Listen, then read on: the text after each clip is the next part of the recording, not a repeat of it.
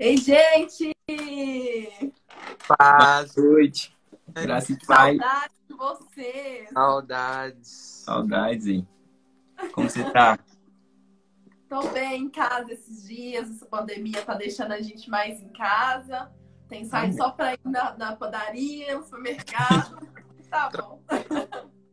Tá bom E demais. você? A gente tá bem em casa também. Filipinho só fica em... Ah, É verdade. Deixa lá no... Ixi, voltou. bonita, né, pai? Eita! Amém. Então tá bom. Vamos começar, bom? A gente tá Bora! com esse projeto e a gente tá sempre pedindo convidado, assim, que entra pra orar por nós. Em nome de Jesus, pra nós dar início. Amém? É pra orar?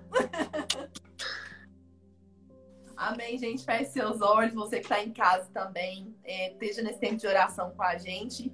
E vai ser muito top tempo em nome de Jesus. Amém? Amém. Deus, nós oramos essa noite e nós queremos te consagrar a nossa vida, nós queremos consagrar o nosso coração e tudo que há em nós, Jesus, nós damos ao Senhor. Deus, nós consagramos essa live, esse tempo de comunhão. Deus, eu consagro em nome de Jesus cada pessoa que vai entrar nesse tempo de live, que vai ouvir um pouco daquilo que a gente tem para compartilhar. Deus, que o Senhor tome cada palavra nossa, cada pensamento. Deus, tudo que for falado aqui, que seja para engrandecer o teu nome, que a gente possa diminuir para que o Senhor cresça. E, Deus, eu oro para que o Senhor esteja em cada momento, Pai, em cada pedacinho, Pai. Desde essa oração agora até a finalização. E, Deus, eu oro para que essa live possa alcançar milhares e milhares de pessoas e que o seu nome seja mais e mais conhecido através da nossa vida, em nome de Jesus. Todas as barreiras nós lançamos por terra agora, em nome de Jesus. Todo impedimento na internet, em nome de Jesus, nós também lançamos por terra agora. E nós oramos para que essa live possa ser uma bênção, em nome de Jesus. Nós te louvamos, nós te agradecemos, em nome de Jesus. Amém. Amém. A gente vai começar. Já manda aí nessa flechinha no Instagram para seus amigos. E se não quer assistir agora, vê no YouTube depois, ou no Spotify, ou no Teaser, tá disponível nas plataformas. E vamos começar pelo ponto de partida, que eu acho que é o mais importante. Acho que nós conhecemos a Dani ministro, mas agora eu quero conhecer a Dani, filha de Deus. E eu quero começar do ponto que, como foi sua história de conversão, se você nasceu num berço cristão, ou se foi você que converteu e depois sua casa, eu e minha casa serviremos ao Senhor. Como foi essa história? Bom, vamos lá. Minha família é basicamente, né, cristã, então eu nasci num lar teoricamente cristão. Eu vou explicar o porquê teoricamente, né? Meu pai, né, se converteu ainda criança, minha mãe depois na adolescência, depois eles se encontraram, mas quando eles se encontraram eles estavam né, vivendo uma vida mundana. E daí, quando eles se casaram na igreja evangélica, né? Mas acabou que ficou naquela, né? Vai uma vez por mês e olhe lá. E eu cresci mais ou menos isso, indo na igreja algumas vezes, faltando na maioria das vezes. E chegou um ponto, eu já estava com uns 10 anos, mais ou menos, e a gente começou a firmar um pouco mais na igreja. Na época, minha mãe tomou esse posicionamento de se firmar um pouco mais na igreja. E inicialmente eu não gostava, falava, a igreja é muito chato. E eu me lembro que houve um tempo que eu comecei a me interessar bastante pelas coisas, né, de Deus. Eu estava ali dentro da igreja e eu não sabia nada sobre nada. Não sabia que eu tinha que orar em casa, nem ler a Bíblia, nem nada do tipo. E eu tive uma experiência com o Senhor muito doida. Foi um pastor na minha igreja. E ele estava ministrando sobre o Espírito Santo. E no final ele começou a orar sobre batismo com o Espírito Santo. E antes mesmo de eu né, ser batizada nas águas, eu recebi esse batismo de Espírito, né, esse batismo com fogo. E eu comecei a falar em outras línguas e eu não entendi o que estava acontecendo. E aquilo, daquela maneira, Jesus me pegou assim. E eu fiquei completamente apaixonada por ele depois dessa experiência. E depois a gente começou a se firmar mais na igreja. E por causa dessa minha experiência, minha família começou a se firmar ainda mais. E assim foi a nossa história de conversão em família. Amém. Tem alguma coisa para perguntar, Matheus? Como é que foi a questão da mudança, né? Quando uma pessoa muda ali e aquele tudo também muda, vem outras aflições juntos. Vem aquela briga do inimigo querendo te voltar pro passado. Teve muito disso? Como é que foi? Bom, eu era muito nova, mas na época eu tava, né, na escola, e na escola a gente sabe que, né, tem muitas coisas que acontecem ali. E eu me lembro que na época eu tinha uma amiga, ela já era bem doida, assim, com uns 11 anos de idade, era bem doida. E foi uma influência meio que de Satanás mesmo, né, para que eu não permanecesse. Mas a minha mãe sempre foi muito firme naquilo, né, que ela ensinava pra gente. Sempre foi uma mãe muito firme. Eu sou muito grata a Deus pela vida da minha mãe, que sempre teve ali falando: Dani, esse não é o caminho. Às vezes eu virava e falava: eu não tô afim de ir pra igreja hoje. E ela falava: não, você vai pra igreja hoje sim, você não manda. Quem manda sou eu. E isso foi ótimo pra mim. Por muito tempo eu achava ruim, eu ficava: ai, nossa, minha mãe chata e tal. Mas hoje eu entendo que foi cuidado de Deus mesmo. Ela mandando coraçãozinho, mãe, te amo. Mas isso foi extremamente importante, sabe? Mesmo tendo armadilhas de Satanás ali, né, dentro da escola, tão nova, o Senhor, né, usou a minha família, usou a minha mãe para poder me fazer perseverar nesse caminho mesmo, né? Ensina a criança o caminho que ela deve andar, e quando ela tiver maior, cara, ela não se desvia dele. E isso é muito real. Salmos 1. Eu quero saber de você como você chegou numa dependência espiritual. Porque no livro de Jó a gente vê muito isso. Jó, no início, ele era um servo bom e fiel. Ele conseguia ali manter-se firme na fé. Só que chegou um momento de tribulações e tal. E por influência, igual tem essas influências de amigos, ele foi influenciado a questionar a Deus. E ele questiona até que Deus fala com ele. Em Jó 42, no versículo 5, ele vai falar assim, ó: Deus, antes eu te conhecia de ouvir falar, agora eu conheço porque eu te vejo. Como que foi essa mudança para você? Que você ouvia os pastores falavam, recebia de pastores, mas você começou a ver Deus no seu secreto, ver Deus, Dani, sem depender de ninguém. Uma dependência espiritual. Acho que eu fui meio Jó, né? Eu era uma serva boa e fiel. Eu estava ali na igreja servindo com os meus dons, né? Eu caminhei por... Acho que todo mundo, quando converte inicialmente, ele começa na caminhada ali servindo, né? Porque ele tá com tanta sede de Deus, ele quer fazer, ele quer ajudar. Mas por muito tempo eu não conheci de fato o Senhor, né? No mais profundo. E precisou acontecer muitas coisas na minha vida para que eu começasse a entrar nessa dependência. E por causa de um término de um namoro, houve um dia que eu entrei pro meu quarto e eu estava chorando muito. E eu estava muito triste, e eu falei com Deus, e eu já tinha recebido muitas promessas, né, a respeito do que Deus tinha para minha vida. E eu entrei pro meu quarto e eu falei: Deus, eu tô muito triste, eu tô cansada de sofrer por causa de um relacionamento, e eu sei que o Senhor não tem isso para minha vida. O Senhor já me fez muitas promessas e eu ainda não comecei a viver nenhuma dessas promessas. E eu também sinto que o meu cristianismo não, sei lá, não é o melhor cristianismo. Eu acho que eu posso ir mais fundo, eu posso ir mais além. E naquele dia eu tomei uma posição, eu tomei uma postura com Deus. E eu falei: a partir de hoje eu vou realmente me lançar aos pés do Senhor. E eu fiz um propósito com Deus. Eu não me relacionaria com ninguém enquanto eu não lesse a Bíblia toda. E aí, durante um ano, eu li a Bíblia para eu poder me relacionar de novo, confesso. E quando eu estava finalizando o propósito, Deus veio trazendo uma pessoa, uma mulher muito de Deus. Eu amo demais ela. E ela foi usada por Deus para falar: Dani, Deus está me mandando dizer que é para você renovar o seu propósito. E ela nem sabia do meu propósito. E ali eu falei: cara, vai eu de novo renovar o meu propósito de ler a Bíblia toda.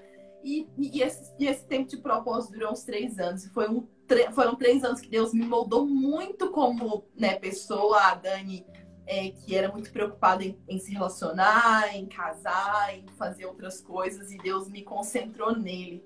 E ali, me aprofundando na palavra e lendo a Bíblia toda e conhecendo mais Jesus através da palavra, eu sentia mais fome, mais sede de estar no quarto. E ali eu fui conhecendo mais de Jesus na intimidade. Então, foi um processo doloroso, um processo um pouco demorado, mas valeu a pena. E eu ainda preciso conhecer muito mais de Jesus. Mas ele transformou muito minha vida. Vocês que querem uma dica como ler a Bíblia mais rápido, só fazer esse propósito. Obrigado. Não faz isso não. É a Bíblia porque você tem que amar a Deus. Mas é isso. Tem uma pergunta, Matheus? Pode seguir, pode seguir. Pode seguir. Eu queria ver uma questão, porque essa questão de você sentir Deus, muitos têm dúvida hoje por causa de algo que a gente vê muito, a emoção no nosso meio cristão, mas isso a gente acha que é do nosso cotidiano, mas quando você vai estudar a história da igreja, isso vem de antes. Na época de Jonathan Edwards, que é conhecido como grande avivalista, teve essa questão também. Um livro que eu estava conversando com o Iago, ele falou que você indicou para ele o Porquê Tarde do Pleno Avivamento. O autor vai falar assim, ó, a gente confunde prédios com andaimes. Andaimes é onde você não sabe onde o pedreiro sobe assim para construir e tal. E como você tem, isso é uma dica que você tem para os jovens de hoje, ter um discernimento sobre tirar a emoção do mover de Deus, para você discernir o que é emoção e o que é mover de Deus. Primeira dica, não tire a emoção do mover de Deus. Eu aprendi isso com o pastor Antônio Cirilo. Cara, todo avivamento, todo se mover da igreja, ele começa na carne. Cara, a adoração, ela começa na carne. A gente é carne, né? Não tem como a gente começar algo aqui se a gente não começa na própria carne, né? Para que a gente entre no espírito, é necessário começar na carne. E às vezes é sendo um pouco exagerado mesmo, é sendo um pouco emocionado mesmo. Eu não condeno o emocionalismo hoje, principalmente da gente que é jovem. Eu entendo que os jovens têm muito essa coisa de ir muito na emoção, no impulso. Mas, cara, eu falo, até pela minha própria leitura bíblica, igual eu falei, né? Inicialmente era para eu começar a me relacionar de novo mais rápido. E eu comecei na carne, mas o Senhor foi direcionando aquilo para o espírito. E da mesma forma eu entendo a adoração. Você começa algo na carne para que aquilo entre para o espírito, sabe? A grande questão é não deixar permanecer na carne. Não deixar isso ficar apenas na carne. Mas começa na carne, direcionando isso para o espírito. E eu entendo que essa é a maneira correta da gente fazer, né? Adoração e avivamento. E trazer realmente avivamento para o nosso tempo. Uau! Eu vejo isso como uma relação de um pai com o filho. O pai conquista o filho dando um brinquedo, mas é realmente que o pai quer a atenção do filho. Então a gente não pode trocar o brinquedo pelo pai. O brinquedo não tem problema, só não podemos trocar o brinquedo pelo pai. Uau! Exatamente. Realmente, a emoção é uma coisa que está pegando muito a juventude de hoje em dia. Só que a tristeza é que muitos começam na carne e continuam na carne ainda até o final do culto. Isso que é o triste. Mas, não, Deus sabe de todas as coisas, mas pergunta pra você, Dani, o que é adoração pra você? O que você acha, o que você tem certeza que é, o que você já leu? O que Deus já te revelou sobre a adoração? Fala pra gente. Vamos lá. Eu entendo que a adoração é tudo que a gente faz, né? Desde quando eu acordo, a maneira como eu acordo, a primeira coisa que eu faço no meu dia, isso tem que transmitir adoração. A maneira como eu como, a maneira como eu me visto, a maneira como eu me porto, tudo isso eu tenho que gerar uma adoração em tudo que eu faço, sabe? E às vezes as pessoas acham que a adoração tá só na música, tá só dentro da igreja, no tempo com a igreja, ou no momento que você tira, né, durante seu dia para ter comunhão com Deus. Mas a adoração, ela não tá só nisso, né? Eu falo, cara, eu às vezes acho que eu não adoro muito a Deus na minha maneira de comer, sabe? Porque eu como demais mesmo.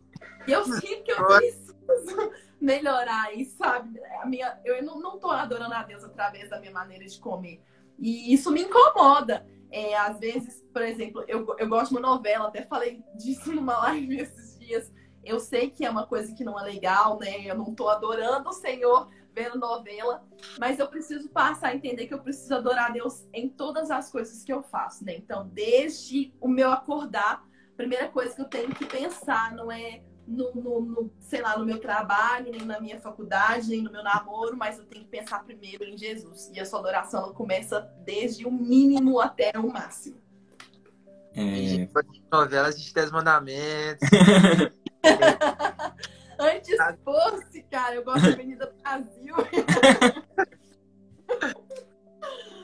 Todo mundo tem um viciozinho escondido. E como você lida com isso, aproveitando esse assunto, essa renúncia que foi no caminhado cristão? No começo a gente tem bem mais, mas Deus vai tirando aos poucos. Tem até uma música que fala, aos poucos estou me desapegando, que tem um versículo da Bíblia que eu amo, Filipenses 3,7, falar que o que pra mim era ganho eu tornei perda por Cristo. Como foi esse processo de tornar as coisas que você amava perda por Cristo? A primeira perda que eu tive que fazer, né, foi em relacionamento, como eu citei. E depois tem várias outras coisas, né? Por exemplo, a minha maneira de vestir. Antes eu não me importava em usar uma transparência, uma roupa curta. E ao longo do que Jesus foi fazendo as coisas, eu comecei a me sentir muito incomodada. E ao ponto de um dia eu saí de casa, fui na padaria, eu tava com uma blusa que tava mostrando um pouco da barriga e um short. E aí eu saí na rua assim e eu falei, cara, não tá legal, isso tá ruim, sabe? E eu fui até a padaria e eu fiquei muito incomodada. Eu voltei para casa o mais rápido que eu podia, porque aquilo realmente estava me incomodando, sabe? Então, eu creio que aos poucos Jesus ele vai entrando nas lacunas do nosso ser, né? À medida que a gente vai deixando ele entrar, e a gente precisa entender que a gente precisa abrir todas as lacunas para que ele entre. E às vezes tem uma lacuna lá que está escondidinha e a gente não quer deixar Jesus entrar, a gente não quer deixar ele transformar, mas a gente precisa dar abertura. E eu reconheço, sabe, gente, que eu preciso melhorar a minha maneira de comer, a minha maneira de, né, parar um pouco de assistir a novela. Eu já melhorei demais. Eu tinha acesso, né, à Netflix e chegou um tempo que estava demais e hoje eu não assisto nada, é muito raro. Então eu creio que já melhorou um pouco nisso e eu sinto que isso estava tirando meu tempo com Deus. Então a gente tem que ficar atento, né, ao que está tirando o nosso tempo com Deus, a nossa comunhão com Deus, e deixar Jesus transformar essas coisinhas. É incrível. Perguntar sobre o seu tempo com Deus também. A gente entende que a adoração, ela vem de uma... Eu aprendi isso lendo um livro, na verdade. Eu vi que bate muito, é bem certeiro, que a adoração vem de uma revelação. Então, quando a gente conhece Deus, quando Deus se revela pra gente, a gente conhece mais dele, mais do coração dele, vem a adoração verdadeira. E eu sei que isso é adquirido em tempo de secreto, em tempo de mesa, em tempo de comunhão. E como é que foi seu tempo? O que você tirou para ter mais tempo? Como é que foi essa questão de tempo? Que é muito difícil hoje em dia. A gente tem trabalho, tem ministério, tem um tanto de coisa, faculdades, tudo.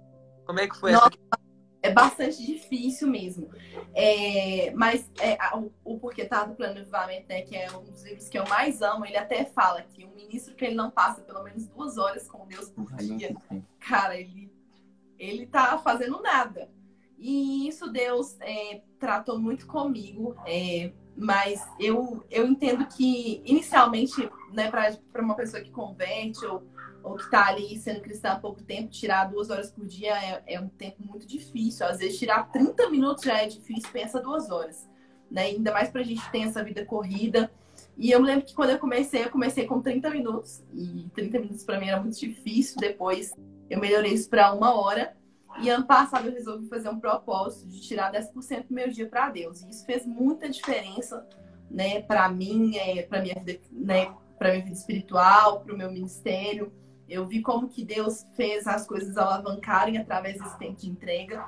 E foi extremamente importante mesmo, sabe? Então, cara, não vou te dar um conselho, comece com 2 horas, porque realmente é muito difícil. Mas melhore isso aos poucos, sabe? Isso faz diferença, porque realmente o Senhor começa a falar conosco, ele começa a nos moldar no secreto, ele começa a nos contar coisas, né, a respeito do céu. E isso é muito importante. E hoje eu tenho visto um tempo em que ministros, em que pregadores, principalmente mais jovens, né, têm apenas replicado o que tem visto, têm copiado o que tem visto no YouTube ou de ministros que você vê como referência na sua igreja. E, gente, isso é um erro, né? Cara, você pode cantar canções de outras pessoas, sim. Eu canto muitas canções de outras pessoas, mas eu tenho que ter a minha própria interpretação e o meu próprio conhecimento daquilo. E muitas vezes os meninos falam, Dani, vamos cantar tal música. Eu falo, cara, Deus não tá me falando sobre isso agora, então eu não vou cantar porque vocês querem, mas eu tenho que cantar o que Deus tá falando comigo, sabe? Eu tenho que ministrar o que Deus tem fluído no meu secreto, e acho que isso é muito importante. Eu lembro que eu sou um cara que gostava muito, eu gosto muito de filmes, séries, esses negócios, e aí eu tinha que desapegar e o Espírito Santo me incomodava a tirar essas coisas. Mas só que no começo, até hoje eu vejo, eu colocava uns filmes cristãos que minha mãe via e colocava outro, porque aquilo era um meio que Jesus usava para depois eu ficar mais interessado no assunto do que no modo. Porque o modo é só o modo que Jesus usa, mas a graça é que é o importante. Então eu comecei a ver esses filmes cristãos, A Prova de Fogo, Corajosa, sei lá, qualquer filme cristão que vinha, eu via e vejo ainda. E isso foi aí depois foi me empurrando para livros, aí os livros vai acrescentando mais. Eu acho que é um um modo de se acrescentar. Se você gosta muito de ver live no Instagram, vai ver live transformados, tô brincando, vai ver live cristã, e aos poucos vai entrando outras coisas. Eu acho que isso é isso que a gente vai entendendo aos poucos. Eu acho bem interessante esse assunto que você puxou, que os meninos falaram, vamos cantar essa música, vamos cantar essa música. Um assunto que a gente tratou na live, eu e o João, ontem, que o módulo, ele não pode subjugar a graça, mas a graça deve subjugar o módulo. Então, o que Deus está falando, e como você lida com isso, eu já vi até de perto os meninos brincando, que você do nada fala, a gente vai cantar essa música, os meninos, não, puxa um dó aí, faz qualquer coisa. Como que você lida com essa, como que você chegou a esse ponto de colocar a graça acima do seu repertório que você monta para um culto? Nossa, eu tava tendo uma live agora, né, com o Max, e a gente falou um pouco sobre isso, né? É claro que a gente ensaia um repertório, a gente tem um repertório pré-definido, mas, cara, você tem que chegar na igreja e sentir o que Deus está falando, sentir a atmosfera da igreja, para onde a igreja está caminhando na adoração, né? Então, cara, tem vezes que a gente está no meio de uma ministração, eu separei um repertório e Deus está me direcionando para outro lado. E eu viro para os meninos e falo, gente, vamos cantar isso agora. Às vezes eles ficam um pouco bravos, mas, cara, eles já acostumaram, já estão acostumados. Porque geralmente é assim, geralmente eu tenho a primeira música, o resto Deus vai fazendo. E as pessoas não sabem disso, né? Poucas vezes eu compartilhei sobre isso. Mas a gente tem um repertório bem grande, né? Eu já sei, né, em qual tom é cada canção. Então eu sei quais canções eu posso puxar.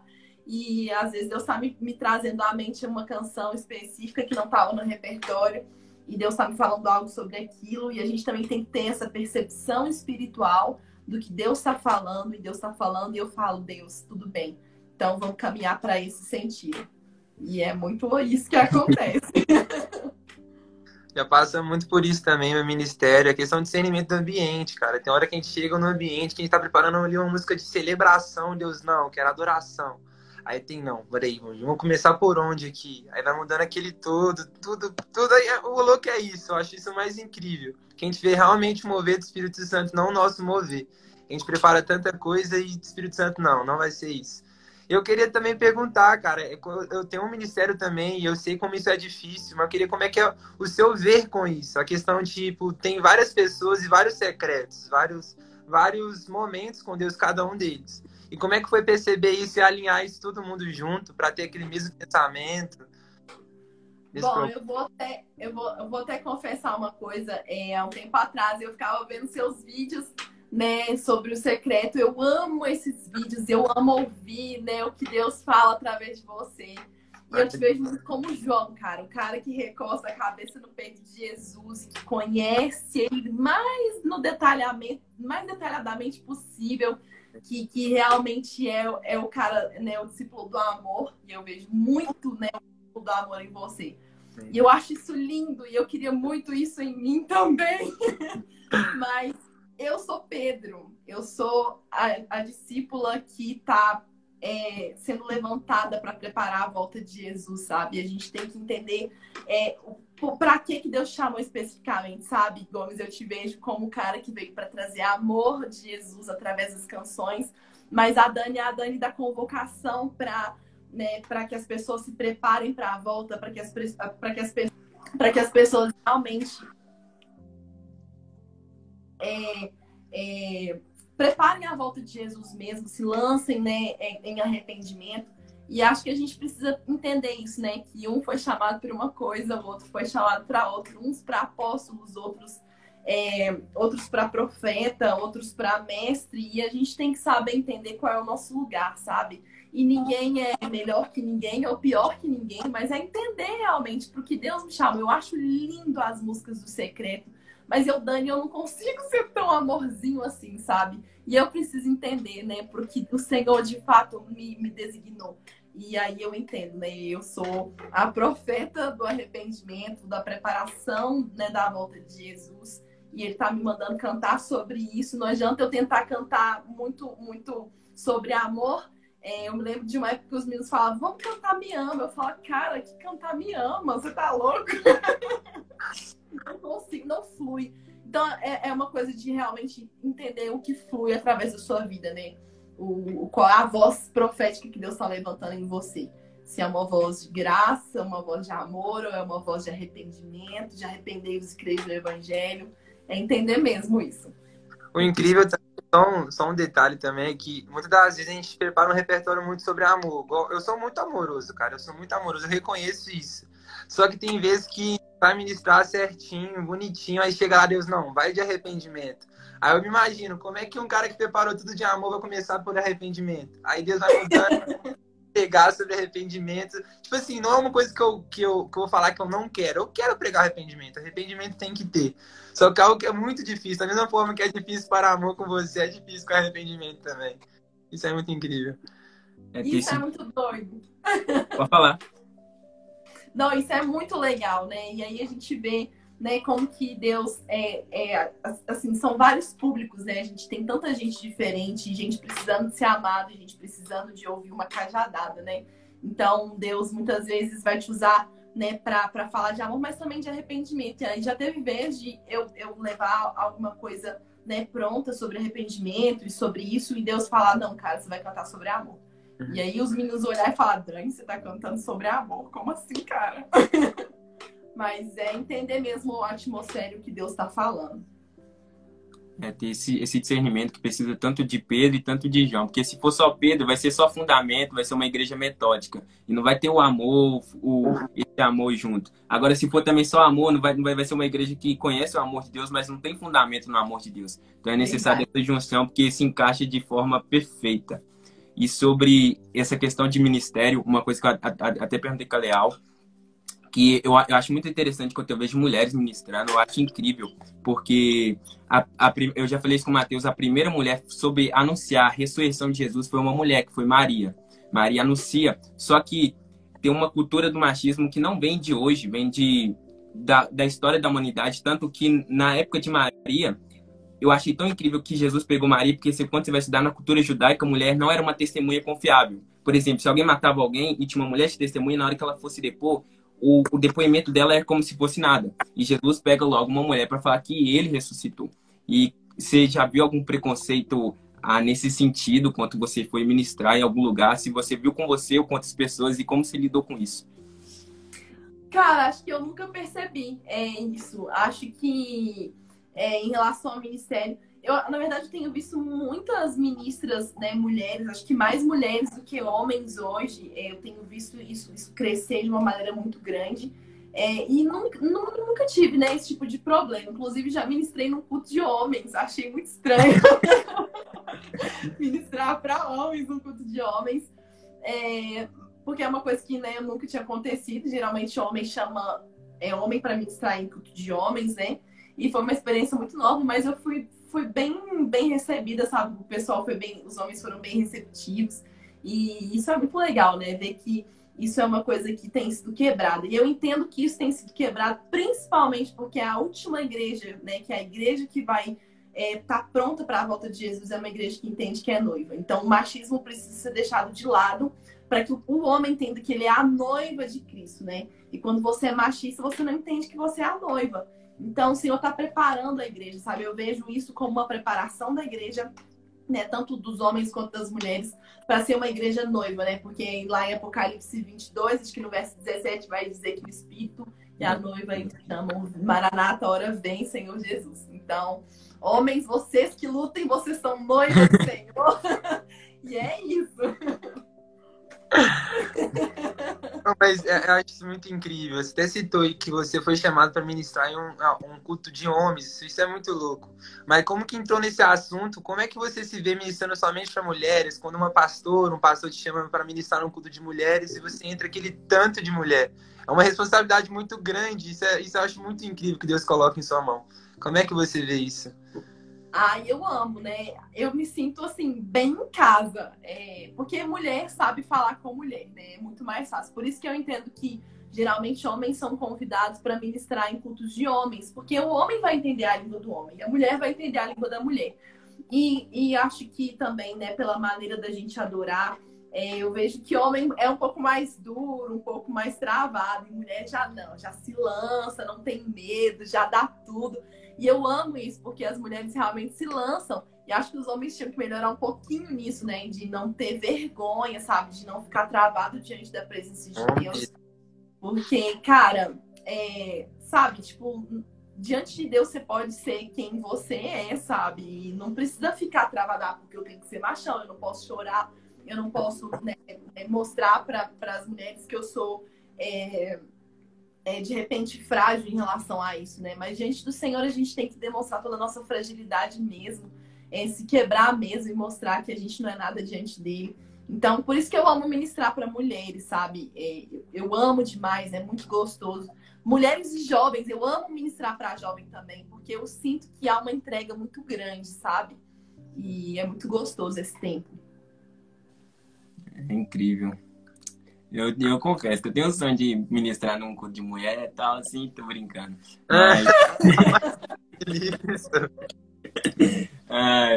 Mas é muito interessante isso, sobre isso, guardar para a mulher entender, o homem e a mulher entender que somos noivas, somos filhos da mesma forma. Humanamente, cada um tem seu papel, lógico, mas no reino, o Deus nos enxerga como filho da mesma forma, em quesito de relacionamento com ele, ter esse discernimento. Gomes, quer perguntar alguma coisa? Pode perguntar.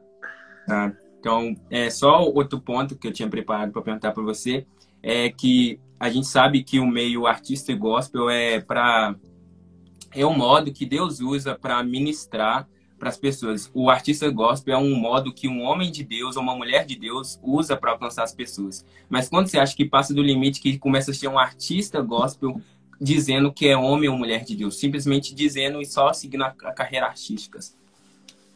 Nossa, eu acho que é uma linha muito tênue, sabe? Porque quando você tá com uma agenda curta, né, que você vai ministrar em poucos lugares, geralmente você se prepara para aquilo, né? E você, né, vê isso como uma responsabilidade muito grande. E à medida que sua agenda vai aumentando, você tem que tomar o cuidado de ver todas as igrejas, né? E todas aquelas agendas que têm aparecido como um lugar muito único, né? E específico. Deus também tem algo específico para aquele lugar, sabe? Então, a gente tem que tomar cuidado, porque às vezes isso... Quando você tá com muita agenda, né? Eu vejo, né? Muitas pessoas que eu conheço que são do mundo gospel aí, às vezes tá com muita agenda, não tira um tempo para ouvir o que Deus tem para aquele lugar específico e leva aquilo como arte, sabe? Vou lá cantar o meu repertório que eu já ensaiei e tudo certo. E isso é um erro, gente, sabe? Entender que Deus tem algo específico para cada lugar, Ele tem algo para liberar sobre aquela pessoa, sobre aquele povo. E a gente tem que estar atento realmente à voz de Deus. E como você ficar atento? Orando, né? Orando sobre isso. Então, o artista gospel, ele tem que tomar muito cuidado para ele não ser apenas artista, né? De só levar música e não levar presença, não levar o que Deus tem. É uma linha realmente muito tênue, sabe? E às vezes a gente tá com tanta agenda ali, e aí a gente às vezes tem trabalho e, nossa, não vai dar tempo de eu orar, vou do jeito que tá. Gente, de verdade, já aconteceu vezes de né, isso acontecer comigo, de eu não ter tempo para orar sobre aquele lugar, para orar sobre aquela ministração. E eu me arrependi amargamente. Cheguei lá e falei, Deus, eu não tenho nada preparado, Senhor, não parei para ouvir sua voz. E, cara, eu achei que foi ruim, né? Eu não sei as pessoas da igreja, mas para mim foi ruim, sabe? Eu não consegui sentir realmente que Deus tinha, e isso me incomodou. Então a gente tem que tomar esse cuidado. Cara, a agenda, a tendência é só aumentar. E a gente tomar cuidado. Às vezes tá demais, tá com muita agenda, você não tá dando conta de orar, cara, diminui o número de agenda, pra você conseguir ter esse tempo mesmo com Deus. Amém. Quer perguntar alguma coisa, Matheus? Pode ir. A gente falou muito de ministrar dentro da igreja, a gente ama isso também, mas algo que eu creio que o Matheus ama também, porque eu já tive conversa com ele, amar o fora da igreja, a experiência de evangelismo. Você tem uma experiência de evangelística para nos contar, uma experiência de evangelismo que você teve? Eu tenho vários, eu tenho experiências de missões, de evangelismo, assim. Eu caminho muito com uma irmã, ela chama Irmã Neili, gente. Vocês precisam conhecer essa mulher, ela é incrível demais, demais, demais, demais. E a gente vai em casa de pessoas para a gente poder evangelizar. Também já tive a oportunidade de estar em missões no norte de Minas. Nossa, é muito gostoso. Já tive a oportunidade de estar numa cidade aqui perto mesmo, chama São Tiago, que é a cidade dos biscoitos, né? A gente já teve a oportunidade de evangelizar na rua. Eu nunca tive um treinamento para isso, mas sempre tive uma força de vontade mesmo. É um desejo muito grande de fazer isso. Cara, eu gosto bastante, sabe? E sempre que eu tenho oportunidade, eu gosto de ir. Inclusive, tem um amigo meu, pastor Di, que é lá de uma igreja em Sarzedo. Ele faz bastante evangelismo. Ele é um cara incrível. E eu tô doida para começar a colar com ele agora. Inclusive, ele me chamou, né? Me chamou hoje pra gente ir pra Santa Casa, pra Porta da Santa Casa, pra orar lá. No dia 2. E, cara, tô animada demais. Tô doida pra poder ir pra lá. E vai ser bênção demais. Ele é um cara que evangeliza no metrô, no ônibus, na rua. E eu gosto muito disso, sabe? Não é só sobre estar dentro de 4 paredes. É muito fácil, né? Às vezes você ministrar só dentro de 4 paredes. Mas entender que a igreja é externa também, né? É ir para muitos lugares anunciando o evangelho.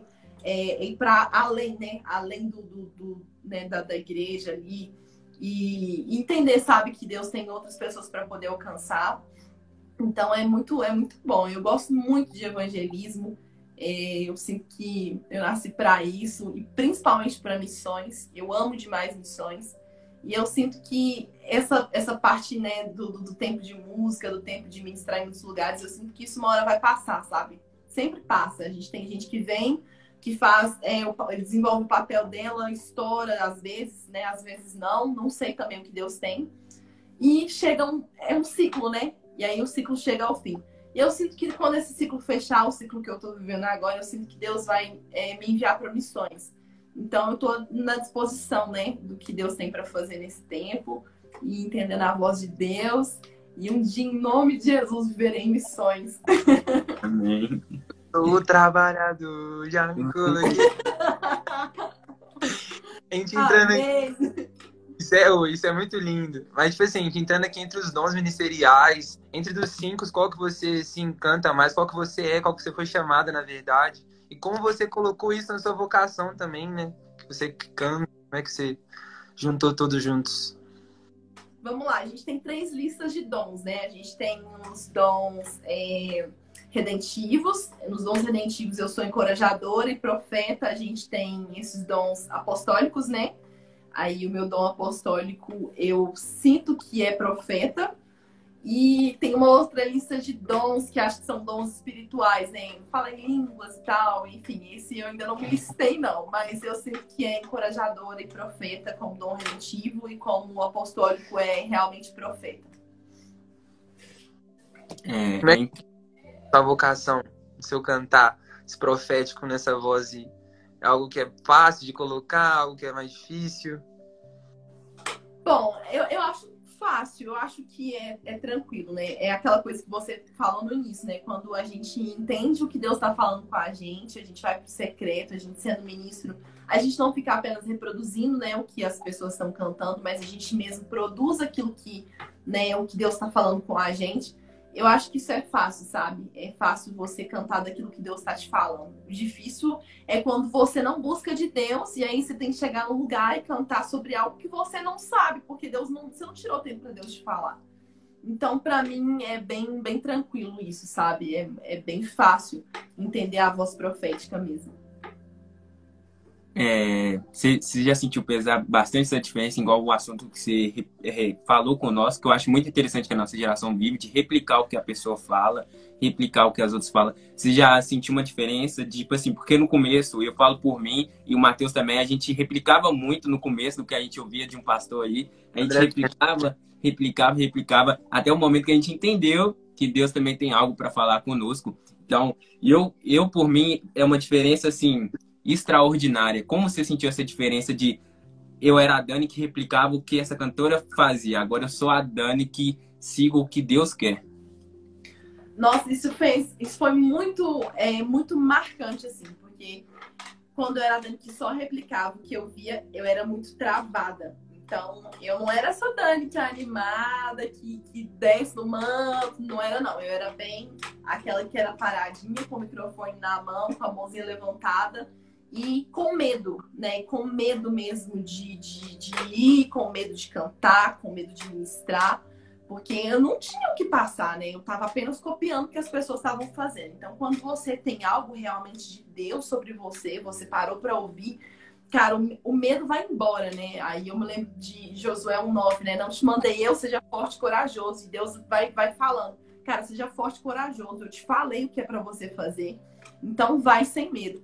E daí começou essa diferença, né? De quando eu comecei pro secreto, entender o secreto, eu comecei a não ter mais medo de ser profética, comecei a não ter mais medo, né? De realmente entregar aquilo que Deus tinha e de adorar o Senhor com toda a intensidade do meu ser. Eu acho isso muito incrível, porque, igual você falou, quando você conheceu o secreto, você vai ver essa passagem de Josué. No 8, Deus vai falar para Josué: medita na minha lei de noite e não aparte elas da tua boca. Então, quando a gente conhece a palavra de Deus, eu acho que o medo se desvai e a gente entende tudo. E como foi essa lidação com a timidez, saindo da timidez para uma Dani mais espontânea, saindo dessa timidez, tanto para o seu ministério, tanto para o começo do evangelismo. Eu passei por isso também. Eu sei que é uma situação que no começo, quando a gente trava muita gente, e depois que destrava, você fala: uau, então eu tô livre dessa timidez. Nossa, Filipinho, assim, foi Deus nesse tempo, né, de mudança de Dani tímida, de Dani que não entendia, para Dani que começa a entender e a conhecer Jesus. Deus deu uma pausa no meu ministério. Eu fiquei durante 4 anos sem fazer nada, né? Quase 4 anos. Durante uns 3 anos e pouquinho, eu fiquei sem fazer nada, sem ministrar, apenas no meu secreto. E daí, né, comecei a liderar uma célula. E aí, quando eu voltei, né, já tendo conhecimento de Jesus, realmente conhecendo ele na intimidade, aí foi na época que eu voltei pro louvor da igreja. E aí eu já voltei com tudo, né, entendendo que Deus tinha, sem medo. E eu mesma não me reconhecia. Eu falei, mas a Dani de 3 anos atrás, que cantava tímida, ela já não existe mais, né? E, nossa, e eu mesma ficava surpresa com o que Deus estava derramando, com o que Deus estava fazendo, da minha timidez ter ido toda embora e de Deus realmente me usar, né, naquilo que Ele me chamou para fazer. Então, acho que houve essa pausa. Eu não consegui ter essa mudança perceptível, sabe? Foi uma pausa e quando eu voltei, já voltei. Uau, Dani realmente transformada e cheia de Deus. Uau. Qual foi a importância das pessoas para essa ativação da Dani, da unidade assim com as pessoas? Eu vejo que você tem uma unidade muito forte com a sua irmã. Eu creio que você e sua irmã, você ativa ela te ativa, como aconteceu comigo ou com o Gomes. Eu lembro até uma vez que eu acabei de fazer Enem, eu falei: tanto de jovem aqui no Barreiro, tudo disperso, o que eu vou fazer? Vamos evangelizar. Mas eu falei: não vou sozinho. Aí eu lembro que o Matheus, ele é de uma igreja lá do Barreiro, ia no horário um pouquinho antes do culto. Eu falei: Matheus, passa aqui na PUC do Barreiro que a gente vai sair. E eu lembro que a gente saiu e foi um dia incrível, e que não aconteceria se não tivesse o Matheus para me ativar. Eu creio que Deus coloca pessoas na nossa vida para nos ativar, para que depois sejamos independentes e consigamos fazer isso sozinhos. Cara, minha família foi essencial. Assim, claro que eu tive líderes, eu tive a igreja como, né, pessoas que me ajudaram, me incentivaram, mas principalmente minha família. Principalmente minha mãe, que sempre, né, teve muito ali, realmente no meu pé, me cobrando, né, me ensinando no caminho correto. Então, a minha família foi extremamente importante para mim, né? Às vezes, quando eu tava caindo, sempre, né, que eu começo a me distanciar de Deus, aí minha mãe já é meu alarme, né? Tá afastando de Deus, precisa orar mais. E sempre fala comigo: Dani, fica atenta, fica atenta. Então, a família para mim foi extremamente importante. A minha irmã, a gente é muito unida, muito próxima realmente, né? A gente é uma auxiliando a outra, uma ajudando a outra. Hoje em dia a gente trabalha junto, né? Ela trabalha comigo como estagiária. Isso é muito legal, né? Porque a gente tá ali o dia inteiro se relacionando, o dia inteiro compartilhando de coisas, às vezes compartilhando de coisas de Deus, às vezes ouve louvor, às vezes a gente brinca, mas isso é muito importante, tanto para mim quanto para ela, né? Como que a gente apoia uma outra, né? Aí a gente volta para a Bíblia que fala, né? Que quando um irmão tá caindo, né? O outro tem que vir me apoiando, né? Então, isso é importante, você sempre ter alguém. Se a sua família não é cristã, cara, tenha um amigo, né? Um amigo realmente cristão. Se não um amigo, um pastor, sabe? Que realmente vai te ajudar, vai te apoiar quando você estiver nesses momentos caindo. E você que é amigo, que tá vendo que seu amigo tá indo para um caminho, né, que não tá legal, cara, chame a atenção dele, procure trazer ele de volta, né? Porque esse apoio, ele realmente é importante. E esse feedback, né? Porque às vezes a gente tá caindo e a gente não tá percebendo. E quando você tem uma pessoa que tá te falando, isso é importante. Fulano, não tá bom, tá caindo, né? O nível, né, espiritual tá caindo. Então, fique atento com isso. Isso é muito importante. Do assunto aqui, né? O que você acha que Deus está falando com essa geração de agora, com esse tempo de agora? Qual que está sendo a voz de Deus? Está saindo do seu secreto? Que você acha que todo mundo tem que escutar, tem que entender? Cara, é tempo de preparar a volta de Jesus, sabe? É tempo de a gente ser João Batista, é tempo de pregar arrependimento, não só pregar, mas viver arrependimento e se preparar como noiva. O que Deus tem me dito nesse tempo, o que Deus tem dito para essa geração é isso. Seja não como as 5 virgens imprudentes, mas como as 5 virgens prudentes, né? Que tenham a sua lamparina acesa, que tenha o seu azeite sempre cheio, mantenha o azeite sempre cheio, né? E prepare a vida do noivo. Como que você prepara a vida do noivo? Chamando outras pessoas também, né, para serem noiva. Então, acho que Deus tem falado muito comigo nesses dias sobre isso, né? E a gente tem visto esse tempo de pandemia, esse tempo de tantas coisas acontecendo no mundo, e a gente, né, se volta para Apocalipse. Realmente a volta de Jesus, ela é iminente. Eu creio que ela é muito próxima. E eu, Dani, acredito que talvez essa é a última geração, sabe? Nós somos talvez a última geração, a geração que antecede a volta de Jesus. Então, a gente tem que ficar muito atento, né? E realmente preparar, porque enquanto o evangelho não for completamente pregado, plenamente pregado, né, o evangelho do reino, então ele não vai voltar. Então a gente tem que realmente, né, anunciar por todos os lugares que a gente puder em relação à volta de Jesus e sobre arrependimento. Amém. A gente vai voltar para esse assunto já. Eu só quero tratar de um assunto que você tratou minutos atrás, sobre essa família, ser unida assim com essa família. Eu creio que o ministro, ele tem que criar esse entendimento, e algo que eu tenho, essa pandemia nos mostrou que a família também é necessário, esse tempo com a família. Tem um discipulado, tem um versículo na Bíblia que fala em 1 Timóteo 5:8, que aquele que abandona a sua família é pior que os não creem e abandonou a sua fé. Então, como se balanceia esse tempo de ministério e família? A pandemia surrou isso na cara dos ministros, que saíam muito e esqueciam dessas famílias, demonstrar mais carinho com sua família em si. Como que se balanceia isso, ministério e família? Nossa, Felipe, isso é muito legal. Eu tenho visto muitas pessoas que foram grandes referências há uns 10, 15 anos atrás, e hoje a gente vê o resultado dos filhos deles, né? O caminho que eles têm tomado, os filhos daqueles que foram referência espiritual, mas que descuidaram da sua família. Então a gente vê filhos hoje que estão entrando na homossexualidade, filhos que estão entrando no mundo das drogas, que estão assumindo bandeiras de homossexualismo, de feminismo. Isso é muito triste, né? Porque a gente vê que se preocupou sim com o reino de Deus, isso é legal, é importante, mas se esqueceu da sua própria casa, se esqueceu de cuidar do que Deus te deu, do seu primeiro ministério, que é a própria família, né? Eu e a minha família, a gente convive muito bem, eles entendem meu ministério, eles entendem, né, o meu chamado, mas a gente sempre tem o cuidado, né, de tirar tempo juntos em família. A gente aqui em casa trabalha, eu, minha irmã e minha mãe em casa, nós trabalhamos em casa o dia todo.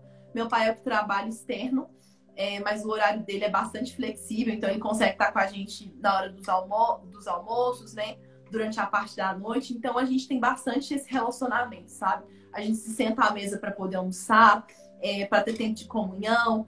Então a gente é muito próximo, sabe? A gente não fica muito tempo um longe do outro, sabe? E aqui em casa o povo é bem aglutinado, assim. É bastante um cuidando do outro mesmo. É invasivo às vezes, mas eu entendo que essa coisa de ser invasivo é bom, sabe? Ter o celular desbloqueado, as senhas para ver o que o outro está fazendo e tá monitorando. Eu acho que isso também é importante, né? Para que a gente não peque. Porque o que a gente precisa esconder? Acho que, né, a gente não precisa esconder nada que não seja errado. Então, acho que isso é muito importante, né? Da família tá ali junto, caminhando de perto, observando o que você tá fazendo, você tem esses tempos de comunhão. Eu e a minha família, a gente tira esses tempos e são extremamente importantes. Eu vejo um exemplo muito forte disso, que bate muito, é quando vem falar da passagem de Emaús. Aí os discípulos estão lá andando, falando, Jesus não ressuscitou, Jesus abandonou. Aí ali aparece Jesus, ele tem um tempo de mesa com eles. E quando ele vai no partir o pão, que é a comunhão, e os olhos dele se abrem. Então ele vê que aquele ali é Jesus. Então a gente entende que o tempo de mesa sempre revela mais de Jesus, mais de Deus. Sim. O tempo é algo que traz revelação.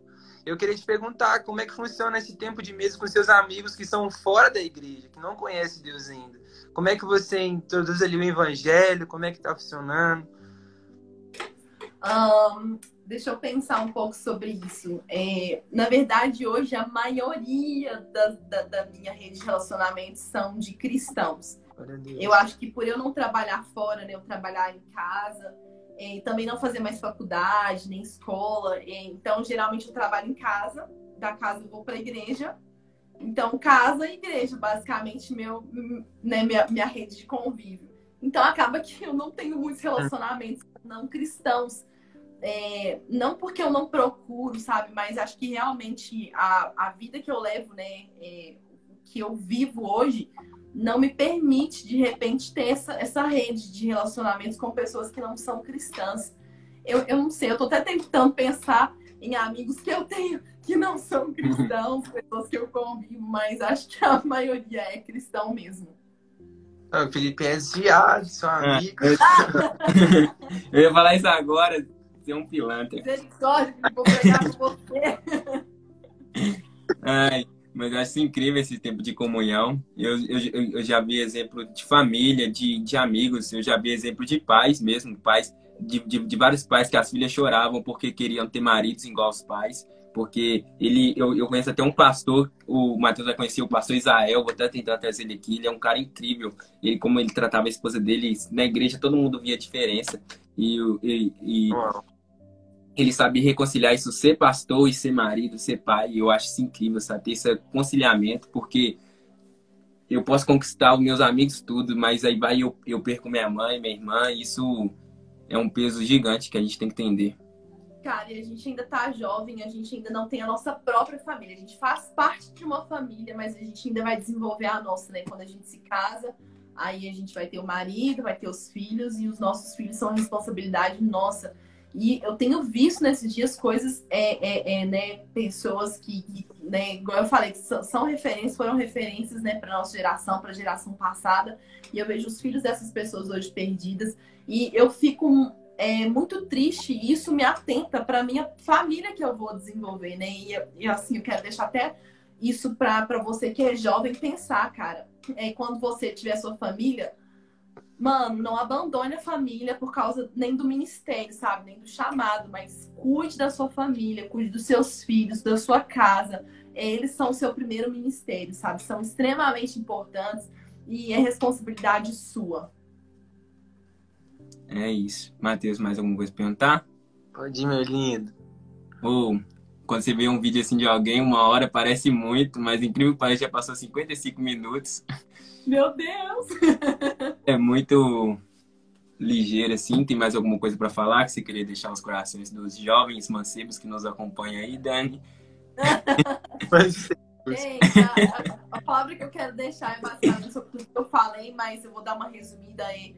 Cara, viva uma vida de santidade, entrega a Jesus, né? Esteja com sua lamparina acesa, sua vasilha né? Sempre com um óleo cheio, transbordando. E, né, cara, vai por todas as nações realmente, pregando, né?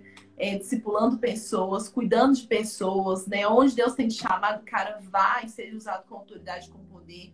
Tenha também seu tempo, né, de comunhão com a sua família, com a sua casa. Fique atento a isso, né? E é isso, gente. Bora pra cima, em nome de Jesus. E a gente tem orado nesses dias. Eu queria até, né, se você tá aí e não tá jejuando, tá fazendo nada da sua vida, a gente tem jejuado, eu e os meninos da banda nesses dias, por arrependimento e pedindo ao Senhor para ter misericórdia de Belo Horizonte, misericórdia, né, da nação brasileira em relação ao corona. E a gente tem feito 21 dias de propósito. E, cara, participa com a gente, né? Tem sido muito precioso tudo que Deus tem feito. E a gente tem chorado mesmo por Belo Horizonte, pela situação que tá. Eu conheço muitas pessoas que têm morrido de Covid.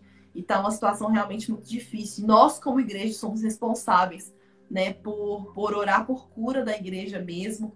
E para que Deus transforme essa situação. Amém. Você que nos acompanhou, mande pros amigos depois dessa live. Tá salvo aqui no Instagram, amanhã no YouTube, depois no Spotify, no Teaser, a gente vai compartilhar. E é isso, Dani, muito obrigado pela honra de ter participado conosco. Bem, eu que agradeço o carinho, gente. Amém. Muito obrigado pela sua vida, pela sua unção e que Deus continue abençoando sua vida, sua casa e seu ministério. Em nome de Jesus. Amém? Amém. Desejo 100 vezes mais sobre vocês dois, em nome de Jesus. Amém. Deus abençoe, Dani. Amamos você. Amém, gente. Beijo. 1, 2, 3.